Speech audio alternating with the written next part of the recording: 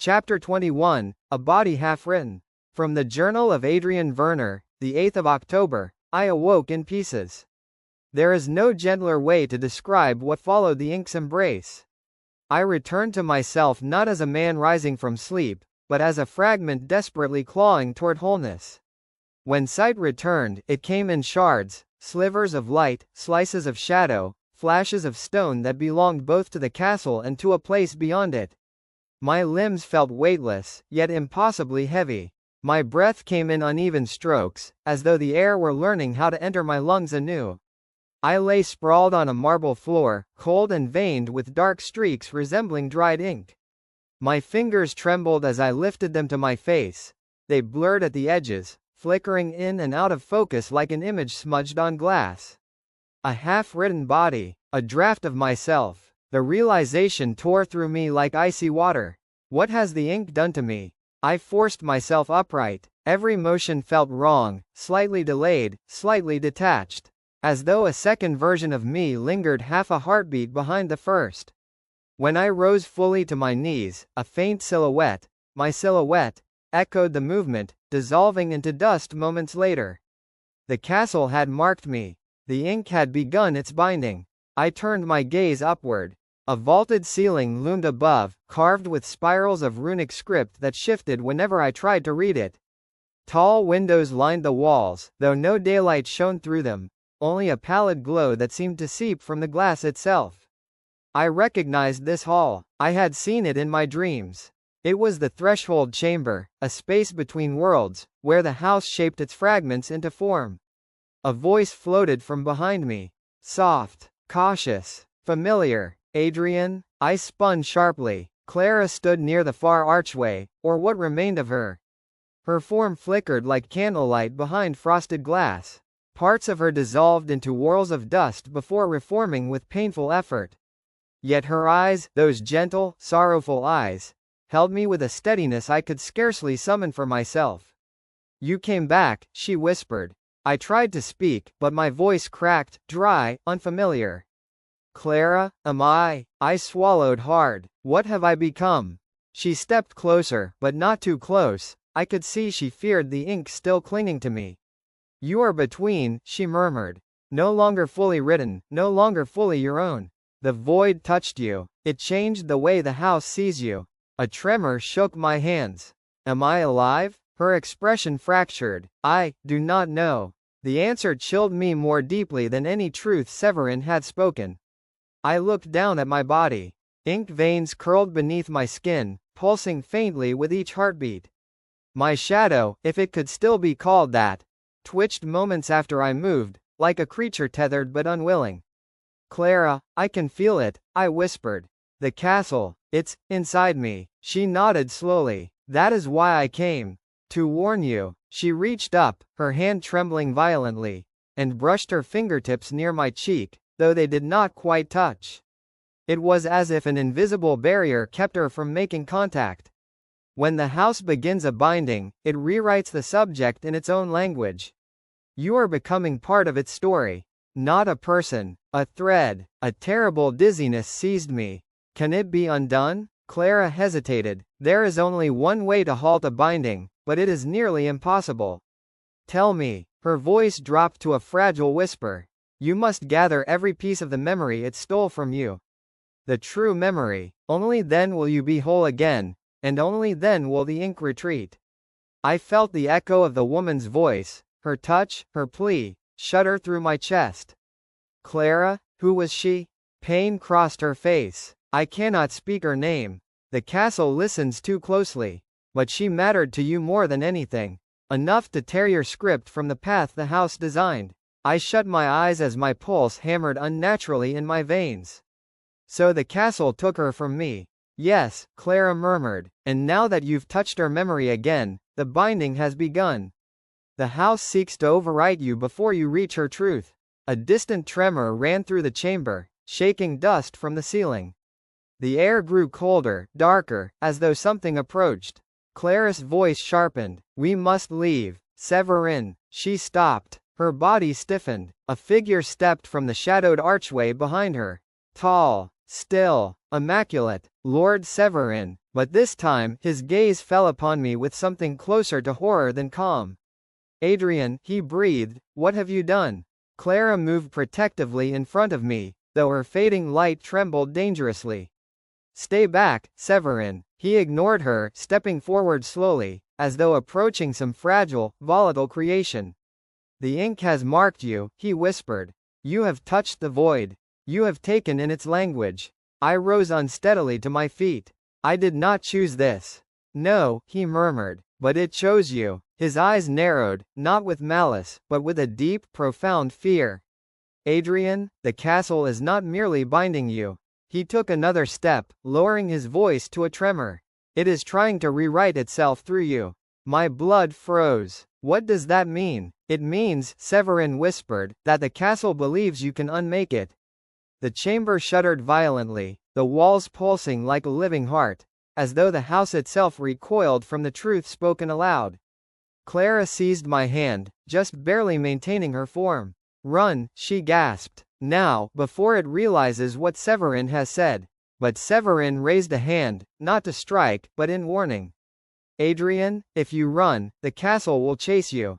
If you stay, it will finish you. Either way, your story is no longer your own. He paused. Then, in a voice barely above breath, unless you finish it first. The chamber screamed. The ink veins beneath my skin writhed. And for the first time since entering the Immortal Castle, I felt something terribly impossible awaken in my chest. A will not written by anything but myself. Chapter 22, The Unwriting. From the Journal of Adrian Verner, the 8th of October, the castle stirs beneath my skin. I do not remember running. Only the sound, the deafening roar of the threshold chamber collapsing behind us, a sound like 1,000 books being torn apart at once, pages screaming as they ripped.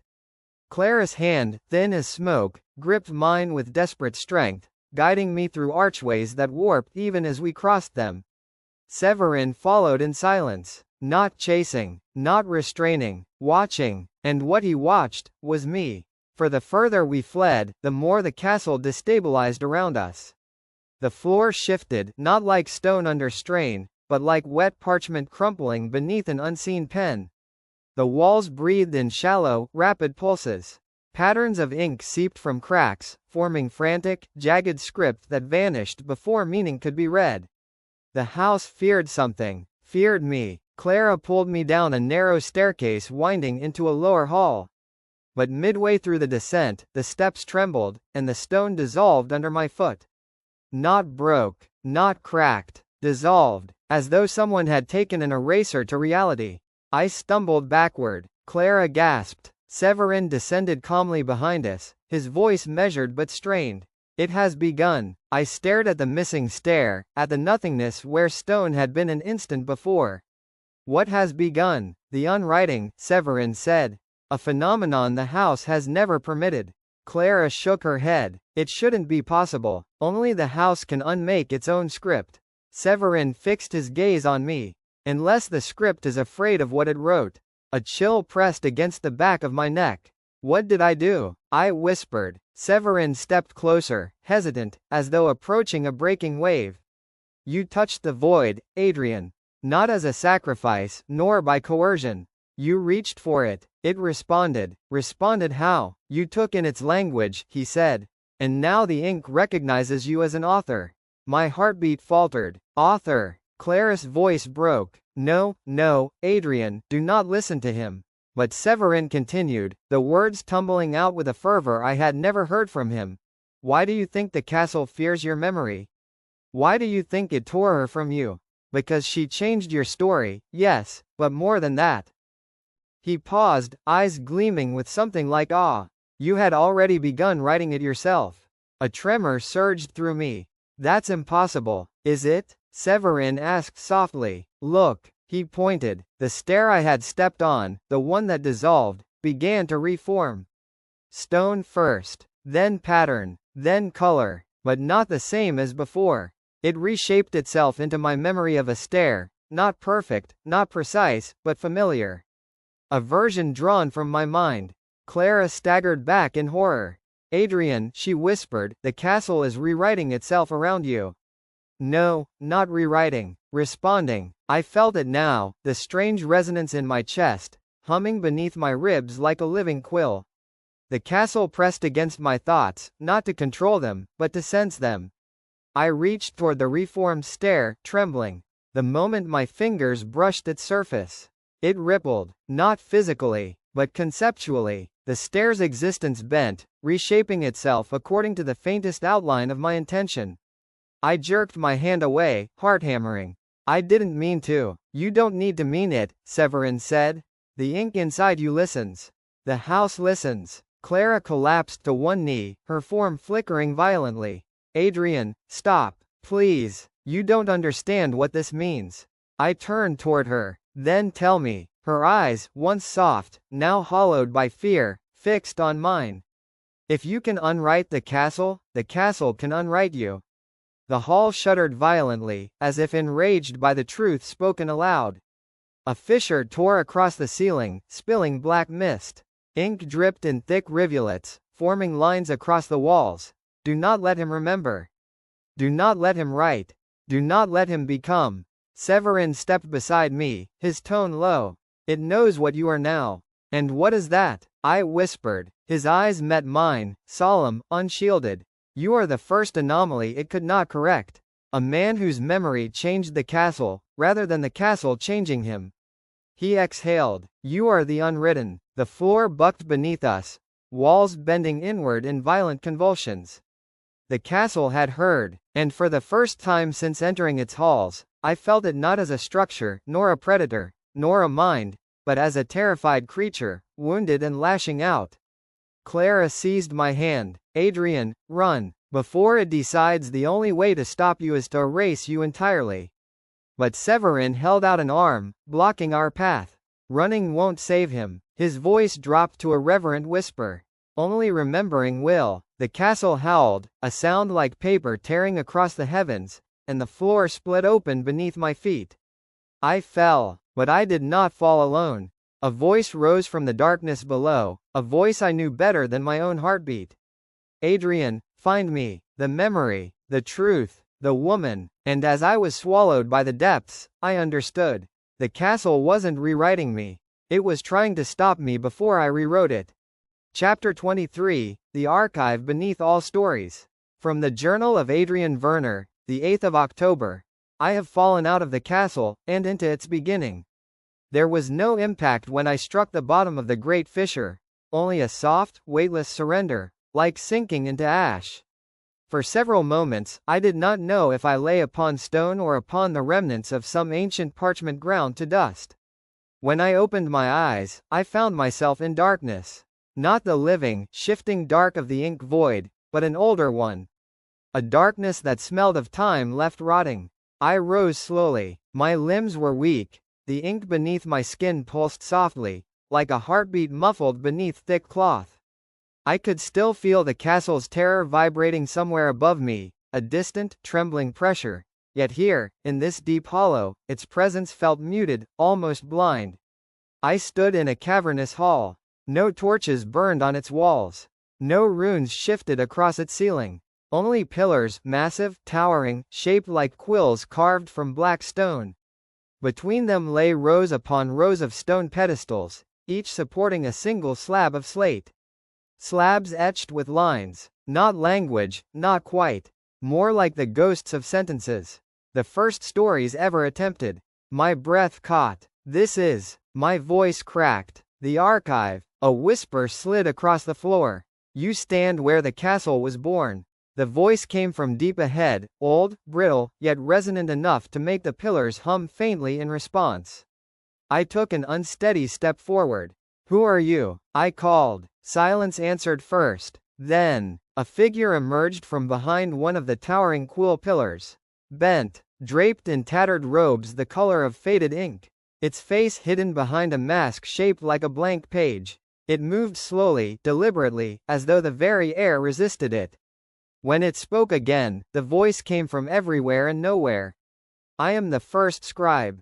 A chill swept through me, not of fear, but of profound recognition. This being, this fragile, crumbling creature, felt older than the castle. Older than its rules. older than its hunger. You? I breathed. You wrote the house? The figure tilted its masked head. No, it said. The house wrote itself. I merely recorded its becoming. I felt the room tighten, as though the quill pillars strained to hear. You are not bound to the castle, I said softly. Not like Severin, not like the unfinished ones. No, the scribe answered. I am bound to the archive beneath it, to the stories that preceded it, to the first words the world ever tried to speak. Its hand, thin as parchment, rose to gesture toward the countless slabs of slate. Here lie the earliest drafts. Unfinished, untouched, too wild to bind, too vast to house in ink or stone. I stepped closer. And why am I here? The scribe's masked face turned slowly toward me. You fell through a place the castle could not hold. A place it refuses to remember. The tone shifted, quieter now, as though weighed with sorrow. You fell into its origin, because you carry something it fears. My chest tightened. My memory. The scribe shook its head. Not only memory. It stepped forward with surprising steadiness. You carry its opposite. I stared. I don't understand. The scribe leaned close, its mask inches from my face. Behind the slits of the mask, faint eyes glimmered like dying coals. You are the unwritten, yes. But more than that, a pause, a trembling breath. You are loved. The word struck like thunder. The pillars groaned. Dust fell from the ceiling. Something in the air recoiled, as though the very concept wounded the foundations of the place. I staggered back. The scribe lifted a frail hand. The castle can rewrite fear. It can consume doubt. It can erase history, identity, even the soul. Its voice sharpened. But it cannot touch true love. Not without being unmade. The cavern's air trembled as though under crushing weight. She loved you, the scribe whispered. And you loved her. Enough to break the path the house wrote for you. My breath caught painfully. Tell me her name. The scribe bowed its head.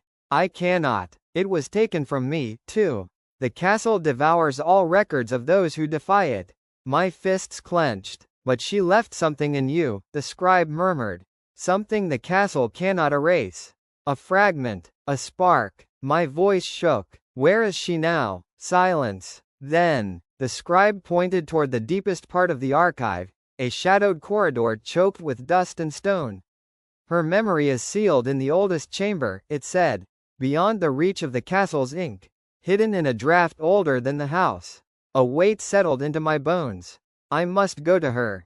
You must, the scribe agreed. Before the binding completes. I looked down. The veins of ink beneath my skin glowed faintly, pulsing faster now. How long do I have? The scribe's answer chilled me. Until the house finds you. It paused. And it will. You carry too much of its ink. A distant rumble echoed through the archive, the castle's first attempt to descend. The scribe stepped aside, the gesture regal, weary, and final. Go, Adrian Verner. The pillars dimmed. The air thickened. You seek the chamber of the lost draft. And what waits for you there, is the truth the castle cannot bear to write.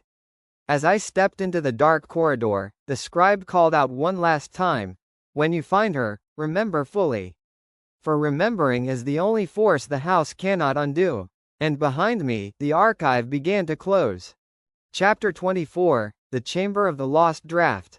From the Journal of Adrian Verner, the 8th of October, somewhere beneath the birth of stories.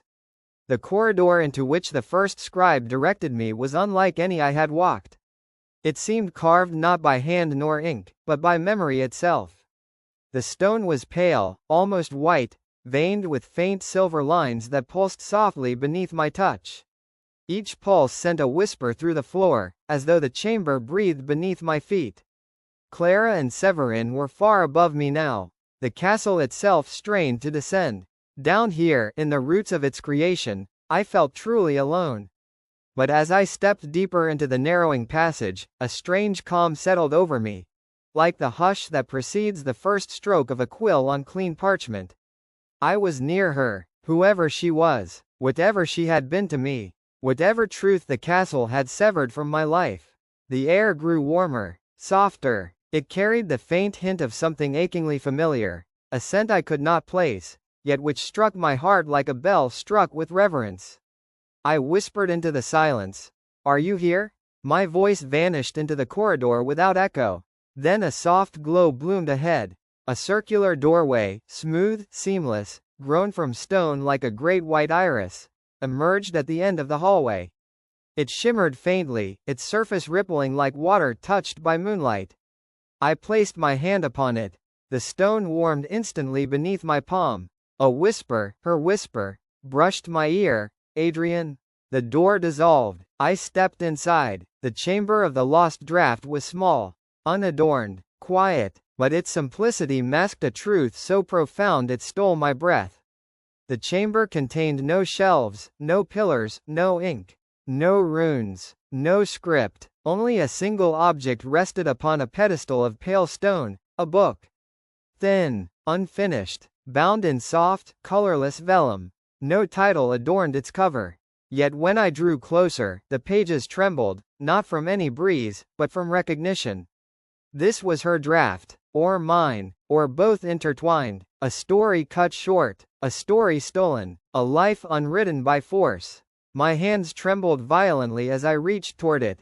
The ink beneath my skin glowed brighter, pulsing in rhythm with the faint luminescence of the room. Adrian? Her voice came again, clearer, warmer. A voice that once guided me, loved me, changed me. I touched the book. It opened of its own accord. The first page bore only a single line, written in a handwriting I somehow knew had once been mine. I met her on the day I stopped believing my life would matter. A sharp pain pierced my skull, a flood of emotion so sudden and fierce that I staggered backward. Images flickered, too fast, too bright, like lanterns swung in frantic arcs through darkness. A smile, a hand brushing mine, a voice reading beside me, ink-stained fingers gripping my sleeve as we ran through rain-soaked streets. And her eyes, God, her eyes, full of defiance and devotion. I gasped, choking on air. Who was she? I whispered, my voice breaking. The chamber quivered. The pages turned on their own. Another line revealed itself. She loved stories the way others loved breath. Tears stung my eyes. The pages flipped again, and she taught me I was more than the life I had been given.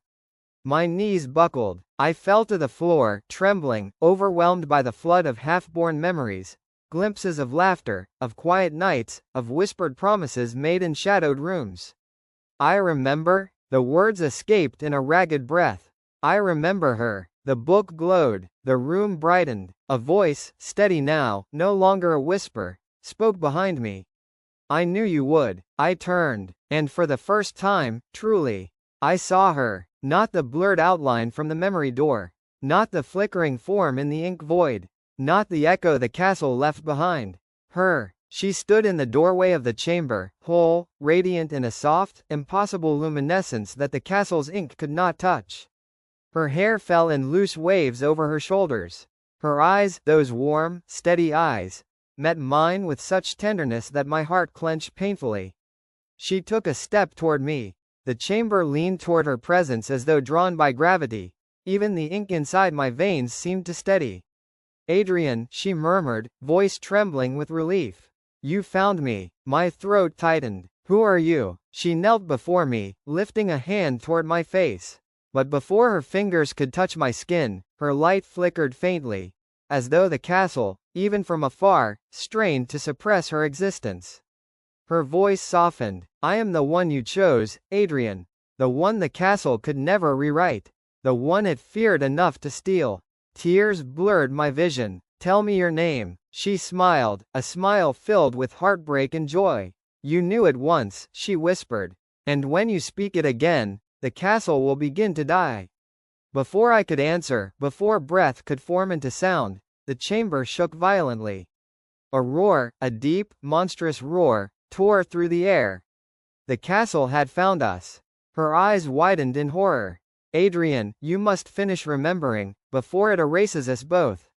The walls cracked. Ink poured like blood from the ceiling. And she grasped my hands in hers, warm, real, as the chamber exploded into darkness. Chapter 25, The Castle's True Voice. From the Journal of Adrian Verner, the 8th of October, as the chamber collapses around us. There is a moment, just before destruction, when the world holds its breath. That is what the chamber of the lost draft felt like in the instant before it shattered, a long, trembling inhale from something ancient and afraid. Then the walls tore open. Ink surged inward like a tidal wave, black, violent, ravenous. The pale stone buckled under its weight, splintering into shards that dissolved midair. The pedestal cracked. The book nearly slipped from my grasp. And she, the woman I had finally seen whole, clung to my hands with desperate strength. "Adrian, hold on to me," she cried. But the castle shrieked, a sound not born of stone but of raw, wounded will. Ink lashes whipped out from the darkness, coiling around her arms, her waist, trying to wrench her from me. "No," I shouted, pulling her close. Her light flared, white, defiant, burning the ink tendrils where they touched her. But the castle was not a creature of flesh. It could produce infinite lashings, infinite shadows. It would not stop. It would never stop. She gasped as the ink tore at her again. Her radiance flickered. "Adrian, listen to me," she cried. "It's trying to separate us.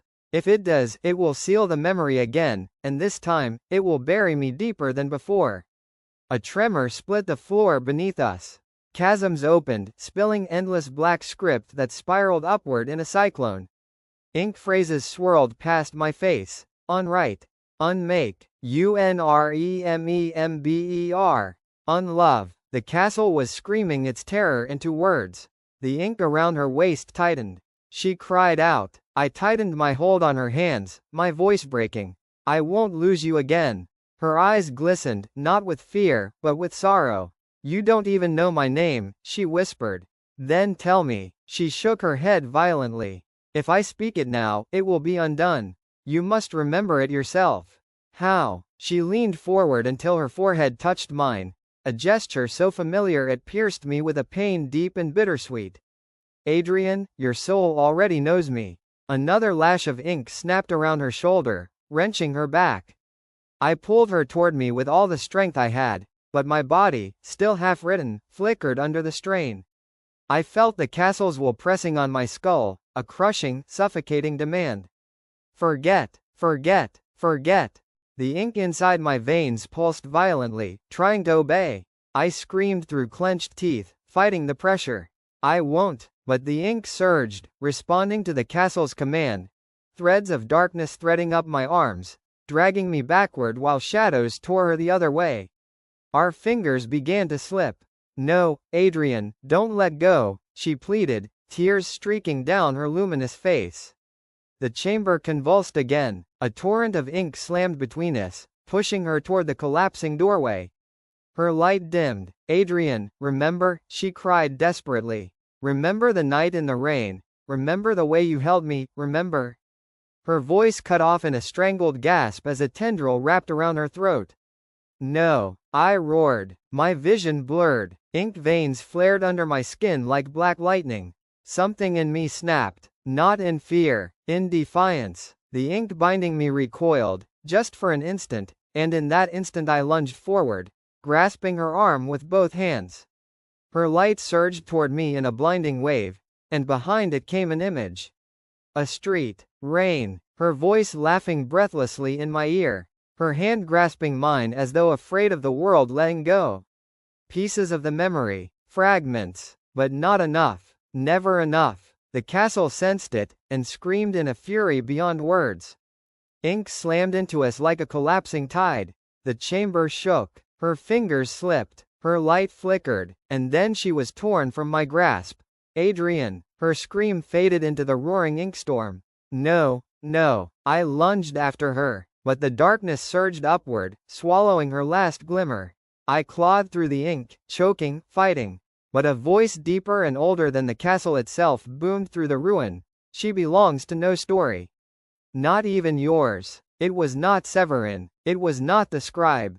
It was not any human voice. It was the true voice of the Immortal Castle, raw, furious, omnipresent.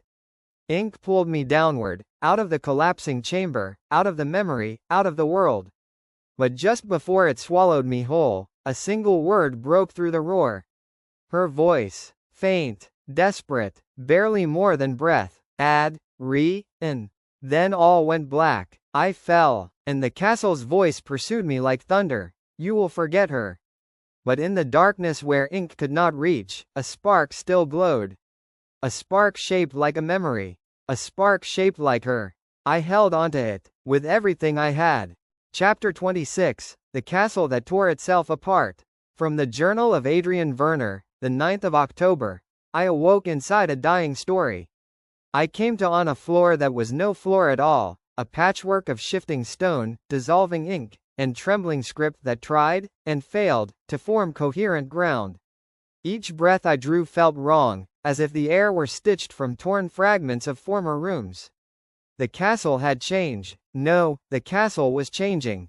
As my vision steadied, I realized the walls around me did not stand still. They pulsed, bulged, shrank, and twisted in irregular spasms, like the lungs of a creature struggling to breathe. Sentences crawled across the surfaces, some half-formed, others struck through violently. Words scratched themselves out before they completed. A tremor ran beneath me, cracking the floor like brittle shale.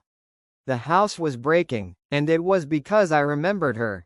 Her last cry still echoed painfully inside my skull. Adrian, fading, but not gone. I clung to the memory like a lifeline. Like oxygen, the castle sensed it, and recoiled. A bolt of ink shot across the floor toward me, but instead of striking, it dissolved halfway, its command faltering mid-gesture. The castle's will was no longer absolute. Cracks of white light appeared where ink should have been, glowing like ruptures in the very concept of the place. I pressed a hand to my temple. Her name. My voice broke. I am close. I know I am close. A sudden voice, sharp, familiar, cut through the quaking walls. Adrian. I turned sharply. Severin emerged from a heaving mass of script, his coat torn and stained with ink that sizzled faintly against his skin. The ever-calm lord of the castle, pristine, unshaken, eternal, looked disheveled. Alarmed, human, he rushed toward me, ignoring the ink lashes snapping at his heels. You cannot stay here, he said breathlessly, grabbing my arm. The castle is collapsing its own architecture to erase the memory you touched.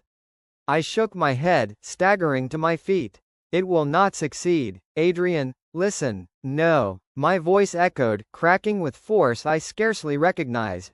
It tore her from me once. It will not do so again. Severin's grip tightened. That is exactly why you must leave this chamber. You are provoking it beyond its limits. Good, I spat. Let it break. A flicker of something passed through Severin's eyes, fear. Not of me, but of what my defiance meant. You do not understand what breaking truly entails, he said. The castle is not a place. It is a narrative construct older than its stones. If it unravels, so will you.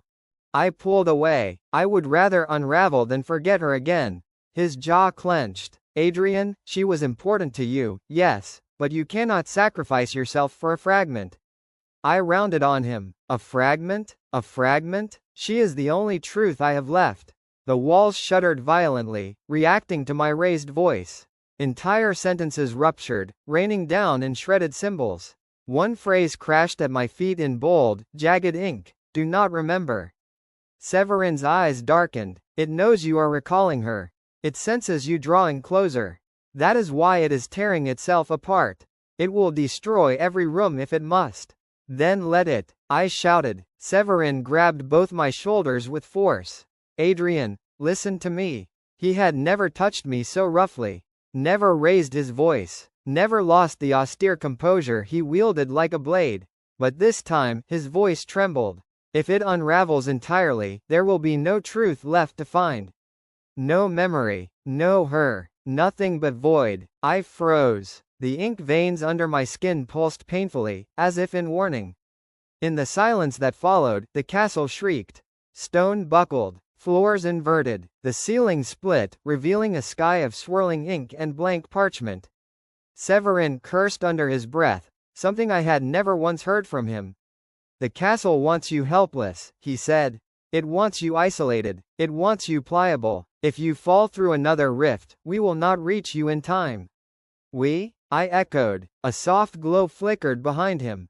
Clara, fading, barely clinging to cohesion, but present. Her voice was a fragile whisper in the storm. Adrian, Severin is right. You cannot fight the house here. Not like this. I staggered backward, overwhelmed. Both of them, the ghost and the lord, standing united. Not against me, but against the castle itself. Clara reached toward me, her hand trembling with translucent light. You must move toward the heart, she said. Everything else is turning hostile. The corridor behind you. Take it before the castle rewrites. Severin stepped beside her, his voice low and urgent. Adrian, if you want to save what remains of her, you must survive long enough to remember her name. And you will not do that in a hall the castle is trying to erase. The ink sky above cracked, splitting open like a wound, revealing a vast, whirling emptiness. Something stirred in it, something immense, something watching. I swallowed hard. But if I run, I whispered, I leave her behind. Clara shook her head. You are not leaving her. You are running toward her. Severin extended his hand. For the first time, Adrian, trust me. The castle roared. The floor crumbled beneath my feet. And with no choice left, I took Severin's hand. He pulled me into the ruptured corridor as the hall behind us tore itself apart, erasing the room, erasing her voice, erasing everything it could not control. But inside my chest, a spark remained. And with every step forward, it burned brighter. Chapter 27, The Heart Corridor. From the Journal of Adrian Verner, the 9th of October. The castle breathes differently here. The corridor Severin pulled me into did not resemble the others we had traversed. There were no twisting runes, no ink-slicked stones, no whispering shelves that mimicked breath. Instead, the walls were smooth, too smooth. Pale as bone, bare of script, yet trembling faintly, as though resisting shape. It was a place trying not to exist. Clara drifted beside us, her form flickering as though each step cost her a fragment of being. Severin spoke in a low whisper, his grip still firm on my arm. This is the heart corridor, he said. The only part of the castle it did not build. I frowned. What do you mean? It reflects intent, Clara answered weakly. Not architecture. It molds itself according to the strongest will present. I felt a chill slither down my spine. So it is shaped by me? Severin hesitated. That depends on whether your will is stronger, or the castle's. A tremor rippled through the corridor, as though reacting to his words. Shapes bulged beneath the walls, half-formed doorways, ghostly outlines of windows, before collapsing inward, unable to hold. No script can survive here, he murmured. Not even the castle's own. We walked deeper. The corridor elongated before us, stretching impossibly long. The ceiling widened, then narrowed. The floor shifted from marble to wood to cracked stone and back again, matching no place I recognized, yet carrying an ache of familiarity. Clara paused, one hand pressing against the wall. It's trying to read us, she whispered. But it can't. This corridor was born of a will that opposed the castle from the beginning. Her will? I breathed. Clara's eyes softened. Yes. A weight pressed against my chest, not fear, but longing so sharp it hurt. Severin stopped abruptly. We had reached a bend in the corridor, one so pitch black it seemed carved from the absence of light. Clara stiffened. No, she whispered. It's here. What is? Neither answered. Because the corridor answered for them. A voice seeped from the darkness. Not spoken, not whispered, but poured, like ink spilled into the air. You step where you do not belong. The walls recoiled, tightening like muscle under stress. Severin exhaled slowly. It has found us. The voice came again, deeper this time, vibrating through marrow. Adrian Verner. Hearing my name in that tone, a tone that was not human, not creature, not thought, but pure will, sent a cold tremor through my body. Clara clung to my sleeve. Severin stepped between me and the darkness. What do you want? He demanded. The darkness rippled. And then, Severin's body stiffened. His face turned toward me, but the expression was not his. Something looked through his eyes. Something vast, old, frightened, raging. When he spoke, his voice carried an undertone, a resonance too deep to be mortal. Return what you stole. My breath hitched. I stole nothing. Severin's mouth curled into a snarl not his own. You remember. I remember a person you erased. Eyes snapped. The walls shrieked, a sound like splintering bone and tearing paper. Clara stepped forward, trembling but defiant. He remembers because she loved him, she said. And you cannot unmake that. Severin's body trembled violently, as though two incompatible wills fought for control within him. The castle's voice thundered through him. Love is not a storyline. The corridor buckled. Marble cracked beneath our feet. A fissure tore through the wall, spewing black script like blood. Ink veins in my arms flared painfully. Severin staggered, gripping his head. Fight it, Clara cried. You are not its puppet. But Severin's voice, his true voice, broke through only in a whisper. Adrian. Run. No, I said, stepping toward him. I won't leave you. But the castle spoke again through him, louder, closer, furious. Running will not save you. The corridor darkened. The air thickened, pressing against my lungs. The faint light around Clara faltered.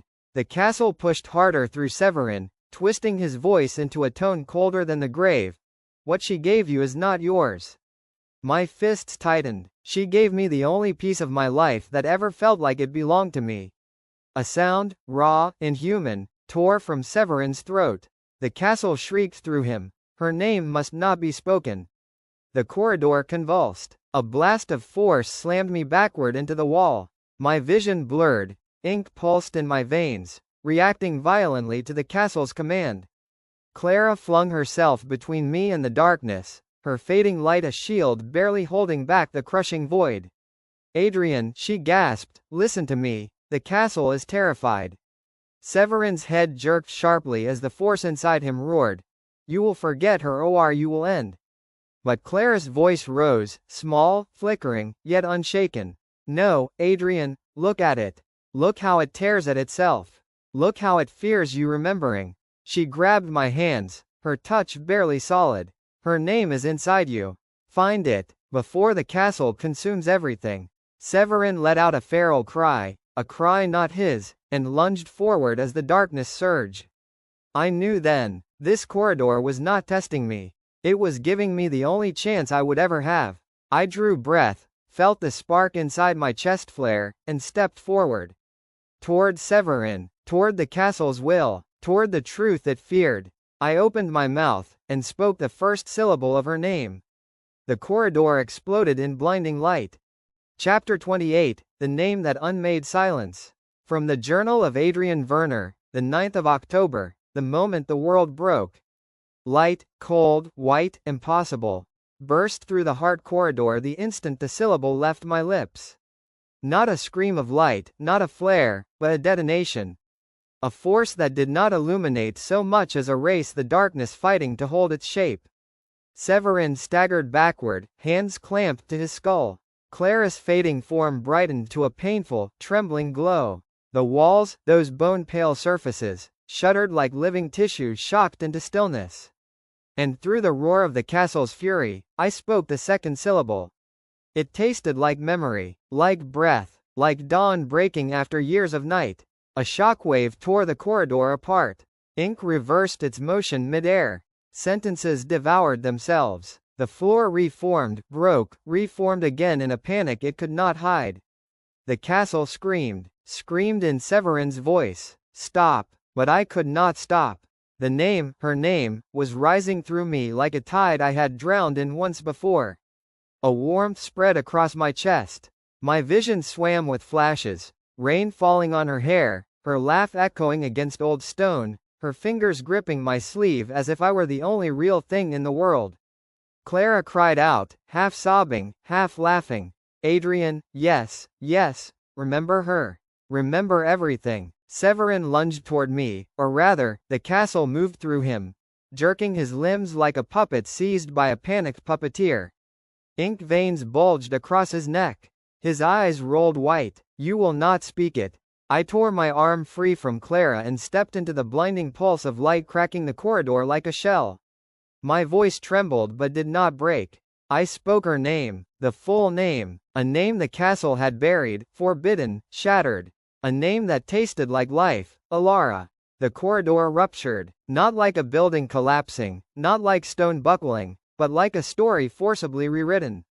Reality peeled back, ink poured from the ceiling in vertical rivers that stopped mid-fall, twisting violently against gravity. Every shadow flattened into black script. The walls pulsed outward in spasms of shock, trying to rewrite themselves, trying to cover the word, trying to bury the sound. But the sound was alive. Alara, it echoed through the corridor like a bell tolling at the end of a great war. Severin staggered, his body convulsing. He collapsed to his knees. "Stop," he rasped, his true voice squeezing through the castle's grip. "Adrian, stop, you don't know what you're doing." But Clara knelt beside him, gripping his shoulders, forcing him to face me. "Yes, he does," she whispered fiercely. "He is unmaking your master." Severin looked up at me with eyes full of pain, not fear for himself, but fear for me. "Adrian," he gasped, "the castle, if it collapses, it will take you with it." But I knew differently, because in speaking her name, something had awakened inside me. A warmth the castle could not swallow, a memory it could not erase, a truth it could not rewrite.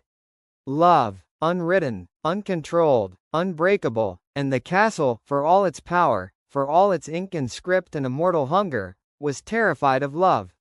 Something cracked behind me. I turned. A great fissure opened at the far end of the corridor. Not of stone, not of ink, of light, white gold, soft, trembling light. Within it, a silhouette. Her silhouette. Alara. My breath hitched. She stood at the threshold, hand outstretched, as if waiting for me to take it. Clara gasped. She's here." Severin's eyes widened with horror. "No, Adrian, if you go to her, the castle will die." I stepped toward the light. The floor collapsed behind me. Ink tendrils thrashed like uprooted roots. Script tore across the walls in frenzy. Unmake. Unmake. Unmake the memory. Unmake the name. Unmake him. The castle tried to erase me with every remaining ounce of will.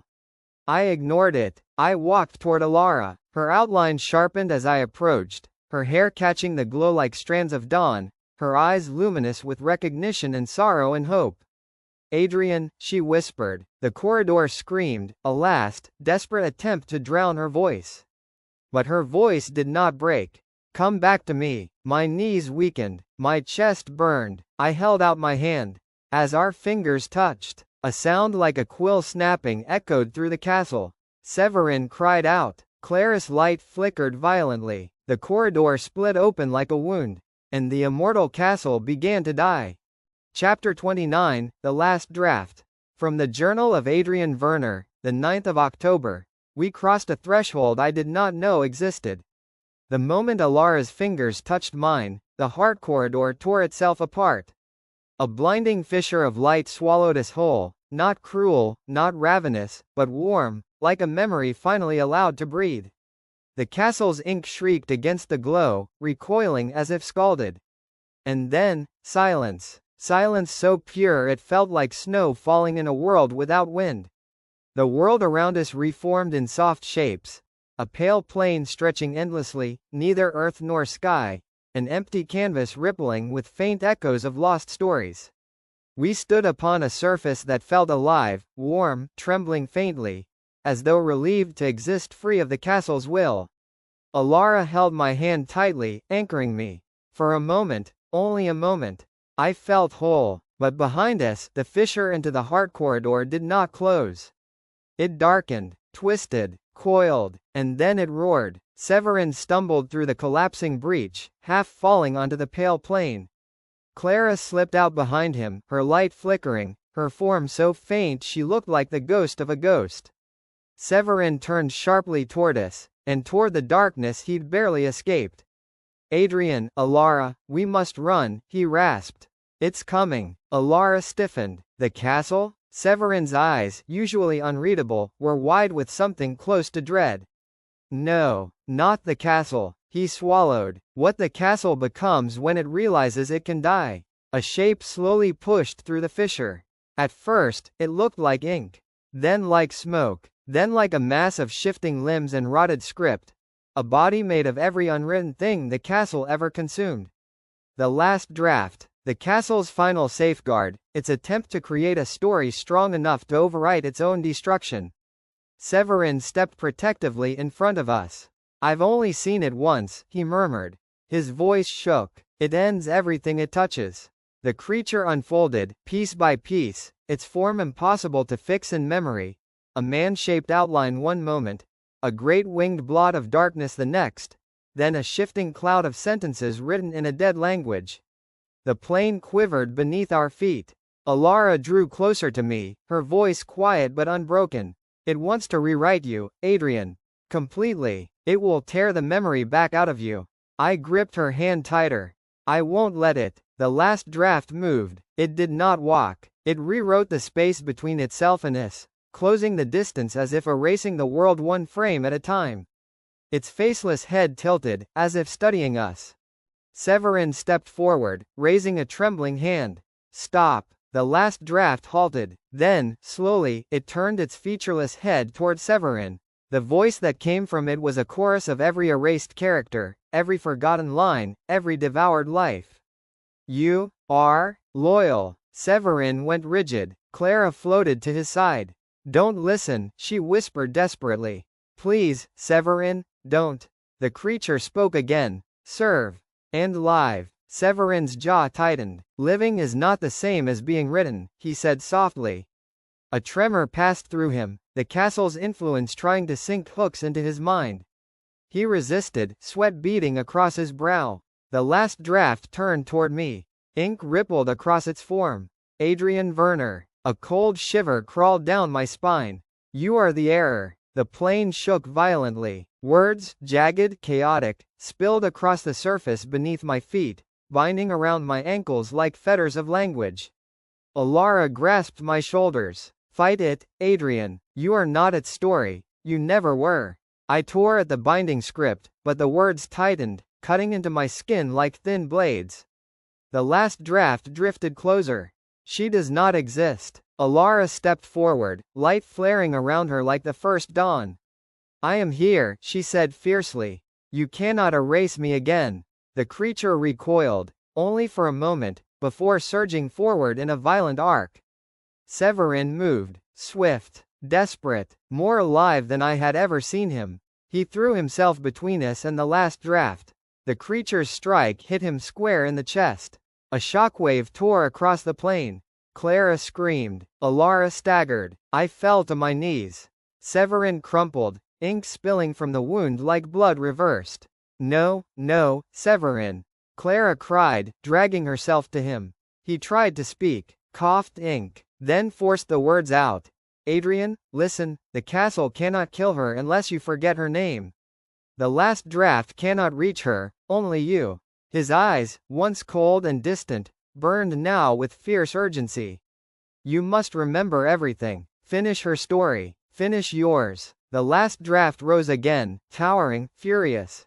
Severin grabbed my sleeve with failing strength. Adrian, hurry, before it rewrites, before it. His voice died, not faded, not softened, erased. One moment he was speaking. The next, his sentence simply stopped, half-formed, torn from existence.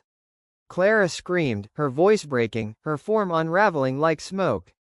The last draft turned toward me. Your turn. It raised a limb of swirling ink and fractured text. Alara knelt beside me, her hand on my cheek, her eyes steady. Adrian, if you remember me completely, it will die. I don't know if I can, I whispered. You can, she said, voice trembling. You always could. The last draft swept its arm downward. Alara took my face in both hands, and whispered the words that would decide everything. Adrian, tell me how we met. The creature's attack struck, and the world exploded. Chapter XXX. The night we first spoke. From the Journal of Adrian Verner, the 9th of October, the last draft struck, and memory answered. When the creature's blow descended, I expected pain, a tearing, a breaking, a hollowing out. But instead, I fell into rain, cold, silver rain, not ink, not void, rain. It soaked my hair, darkened my sleeves, drummed against the cobblestones beneath my feet. For a heartbeat, I could not breathe. I knew this place. A narrow street between tilted, gas-lit houses. A crooked sign swinging in the wind. A library window glowing faintly behind fogged glass. A memory I had lived once, and lost. Then I heard her. Adrian. I turned. Alara was running toward me through the rain, younger, breathless, laughing despite the storm. Her hair clung to her cheeks. Her cloak whipped around her like a wing. She looked alive, radiantly, defiantly alive. The memory struck me with a force so overwhelming I staggered backward. This was real. This was ours. She reached me and seized my arm, breath trembling with urgency. "You don't have to go in," she whispered, rain streaming down her face. I knew exactly what she meant, the library. The night I was to submit myself, willingly, to the Immortal Castle's script as a potential scribe. A life written by obligation, not desire. A story chosen for me, not by me. The night I had tried to surrender the last pieces of myself. "Alara," I breathed. My voice shook. She stared up at me with eyes I had forgotten yet had always known. "I followed you here," she said softly. "I couldn't let you disappear into that place. Not without knowing you were more than what they told you to be." I felt my throat tighten. In the present, in the plains, I had been fighting to remember her. But here, in the memory, I fought to breathe. She lifted her hand, tentative, trembling, and touched the side of my face. "Adrian, you are not meant to be written by them." Lightning split the sky above us. Rain washed over us in silver sheets. And for the first time in years, I heard my own answer, the answer the castle had stolen from me. "I don't want to disappear." Her breath caught. "Then don't." She stepped closer. Our foreheads nearly touched. "Stay with me," she whispered. "Let your story be your own." A pulse of warmth spread through my chest, the warmth I now knew the castle feared. Love. The memory brightened, then twisted. Ink seeped from the edges of the scene, dripping like oil from the sky. The street warped. The houses bowed inward. Alara froze, eyes widening. "It found us," she whispered. The last draft's voice tore through the memory. "This is not yours to keep." The rain stopped midair. Each droplet hung suspended like beads of glass. The sky tore open into lines of black script. "No, no, not again. Not again." Alara grabbed my hand, pulling me toward her. "Adrian, hold on to me. Don't let it break the memory." But the creature surged into the scene, ripping through the suspended raindrops as if tearing holes in time. Its limbs lashed outward, rewriting the buildings into warped, ink-slick walls. The memory buckled like dying light. Alara's voice turned sharp and desperate. "Adrian, you must say it. Say what you told me that night."